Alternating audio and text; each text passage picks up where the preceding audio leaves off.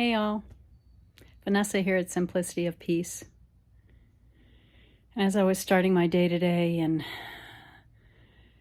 I'm on my 6th or 7th day of utter relaxation and rest, I'm very well aware of the attitude and the belief that I've been taught my entire life, which is that work or the occupation we possess or the career that we call our own is a source of ego identity. It's a way to know who we are in the world and then define ourselves through it.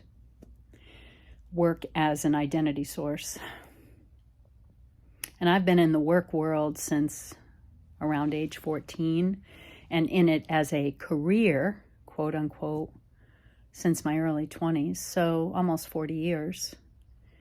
And only now, just like I only learned about presence and what it means to be in now, what it is to feel your I amness. I only learned that 10 years ago in the whole scheme of things. And only now, in my 61st year, am I learning work as an identity and what a crippling, overwhelming structure that is, that eventually disintegrates.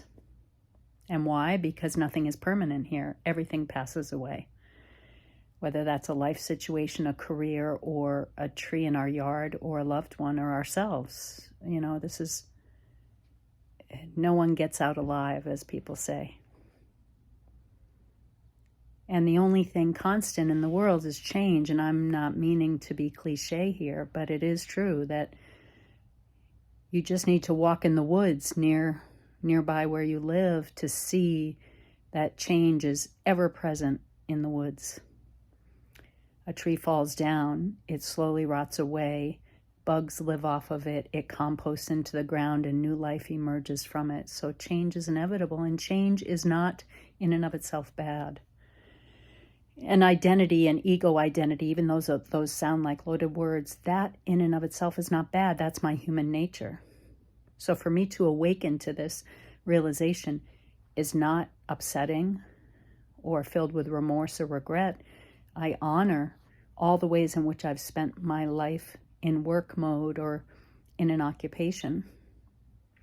And now I know how I want to define work going forward is that I want my work to, or what I call work, to simply be labor. How often and how rigorously do I need to labor to bring forth the ability to sustain myself with finances in a way that keeps me possibly connected to my community and connected with other human beings? Like, what can I offer into the world that is laborious or laborious, but also brings some value and helps me to continue to practice presence and can pay my rent? So the work I've most recently been doing, which was a dream for me, is working in the cannabis industry here in Pennsylvania. I worked in a dispensary. I loved that opportunity because I believe in cannabis as medicine. I've used it in my own life. I've seen countless others use it in their lives to their benefit.